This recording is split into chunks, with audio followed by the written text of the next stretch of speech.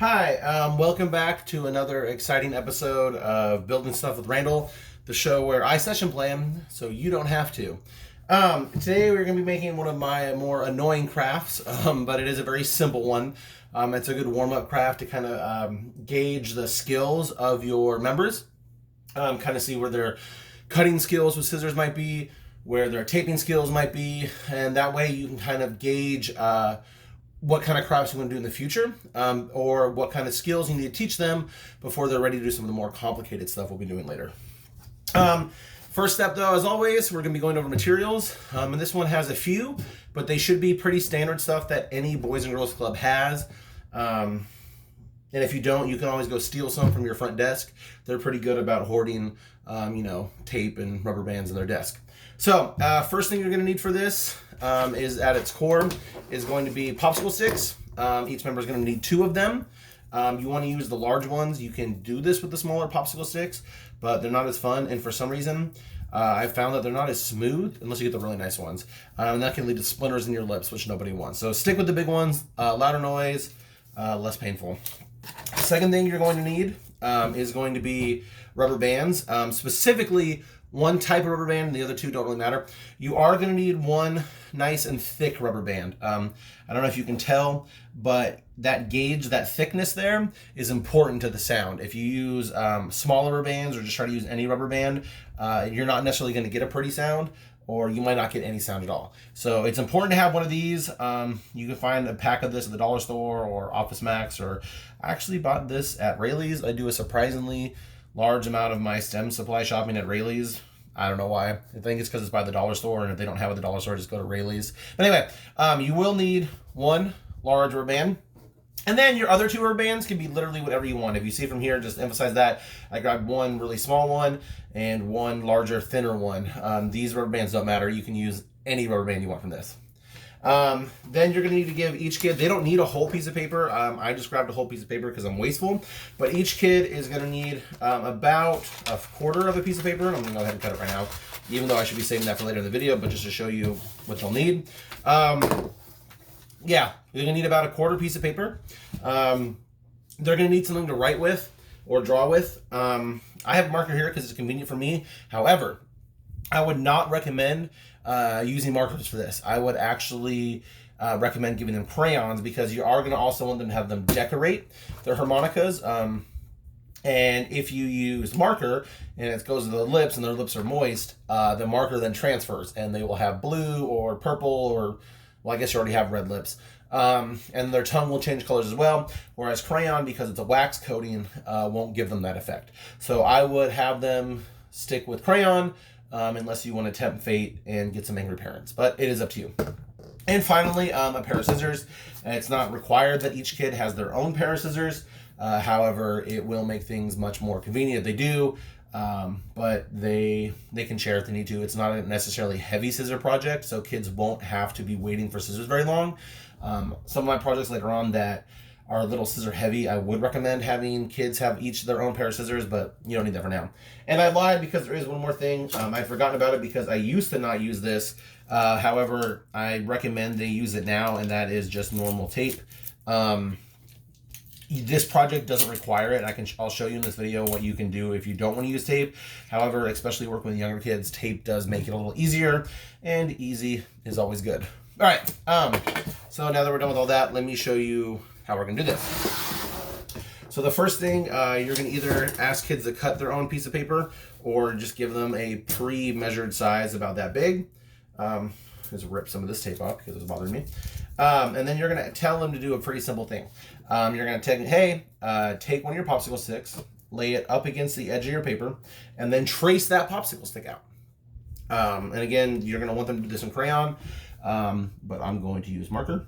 The reason we're having them do this is they're going to need pieces of paper that are rectangular strips, and asking younger kids to cut out a rectangular strip of paper can be more difficult than you think it would be.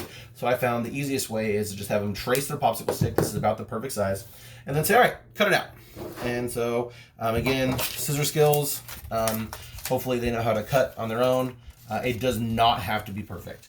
I always tell the kids, hey, if it's not on the line for this project, or your thing's a little wonky, that is a-okay. It does not have to be a perfect representation. So there's one. They'll probably want to cut around the circle, but I didn't. And then you tell them to do it again. Like, all right, cool, you guys got one. Now guess what you got to do? Do you get to do it a second time? And they're like, what? So anyway, trace out another one. Same thing as before. You cut it out. Very exciting. And what's cool about this project is I like to tell them what it is in advance. Like I tell them it's a harmonica, although technically it's not a harmonica, it is a kazoo. But I don't blow it in front of them. Blow it in front of them. Usually with crafts, I like to have an example up on front where they can see what they're working for. However, the cool surprise of this is that first musical note, because it sounds a little funny. And if they hear you do it first, then they're like, that kind of surprise is robbed for them. So I kind of like to save it on this one. Anyway, okay. So now we have our 2 sticks of paper, or 2 pieces of paper. Now you ask them, all right, grab that other popsicle stick. Take it right here. And what you're going to do is you're going to stack your popsicle sticks one on top of each other like this.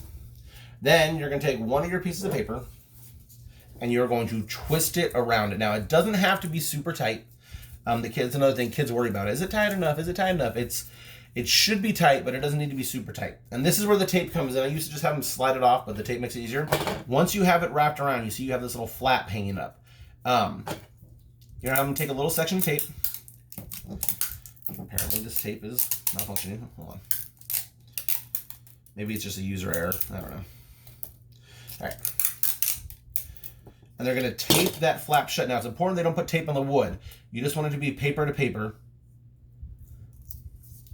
And now, after they've done it, this little thing, you've created a tube. You see how it slides? You're going to slide it off, and that gives you a paper tube. Now, notice there's like a little overhang flap. That is perfectly fine. You can tell the kids, hey, that'll happen. It's okay. As long as you have something that's kind of like a rectangular paper tube, you're good to go. And then, just like earlier before, you ask them to do it a second time. So you do the same thing. You wrap it around. Now, what's cool about this craft, while I'm doing this, since you already seen it, I'll talk about something else. I like to give them to them in little pre-packaged things of pre-measured amounts, meaning that I'll give them 2 popsicle sticks with 3 rubber bands already twisted around it. That way, you're not having to spend a lot of time passing out supplies. However, the trade-off of that is this is another really short craft. So if you're trying to do this for a longer activity time, you might want to pass out X supplies like normal just to make sure you give yourself that extra 5 minutes so you don't have 5 minutes of dead time at the end. All right, so we got 2 popsicle sticks. We have our 2 rectangular tubes. I'm sure there's a more scientific name for it, but I don't know what it is. Now this is where the first really challenging part is. Up to this point, I feel like kids of all ages shouldn't really have a hard time with this at all. The first challenging part is where you're going to ask them to grab their thick rubber band and have them make sure it's their thick one. They're going to take their favorite popsicle stick. I always tell them to choose their favorite. And you're going to stretch it from one end to the other and let it go, just like that. You want to make sure that the rubber band does not have any twists or kinks in it. You want it to be smooth on both sides. This is what is actually going to be making the noise later, so you want to make sure it's nice and smooth. Most kids have the ability to do that, but some younger ones might have a little hard time of it, like it'll keep slipping off is the common thing I have. And that's one where, hey, if your older kids are done, you can ask them, can you help some of the younger kids? Or you can go around helping yourself, but they should all be able to do it. All right, once they have this, they're going to take their paper tubes and right on the one that has the rubber band, they're going to slide the paper tube on about 1 inch. And when I tell kids what about 1 inch is, they say, hey, take your thumbnail, hold your thumbnail to the side of the popsicle stick, and you want this to be about a thumbnail's distance down. You take your other one, and you do it on your other side. Again, you're making sure this is the one with the rubber band on it and not the one without the rubber band, because the one without the other rubber band, now that we have our 2 paper tubes on, is going to go right on the top. Almost like you're making a sandwich, or possibly an Oreo. So at this point, if we pinch this shut with our fingers, it would work. However, we're not done yet because we want something that's not going to fall apart. And this is where your 2 other rubber bands come from. And this is going to be the most challenging part of this entire project. And what's interesting to me is I have high schoolers who have a hard time with this, and I don't know why. So this would be a skill that maybe separate from this. You might want to teach them at the beginning if you're going to run a STEM program, just to make sure they have it. But it's the rubber band twist. And so I just shot that rubber band off my fingers, and I don't know where it went now. So I'm gonna grab this other rubber band. So the rubber band twist is pretty simple, right? It's where you put a rubber band around one end, and you are gonna do one end. It's important to tell them not on the paper, just on the wood, and they twist it, and you just twist it around that wood. Like I said, I'm not sure why they do have a hard time with this, but they will, so be ready for that. Now with this project, you don't want them to twist it super tight. You want it to be a little loose. If it's too tight, it actually compresses the wood too hard together, and you're not going to get a nice sound. You want it to be loose. Now, I lost my other rubber band. I shot it around this room somewhere, and I don't know where it went. But, oh, wait. No, that's not it. Anyway, and so at this point, and if you have one on it, you can just pinch it shut with your fingers, and it'll play. You want to have them now, they're below right in this little middle part right here. Make sure their lips aren't covering the rubber band. I'm not going to be on camera, but I'll let you hear what it sounds like.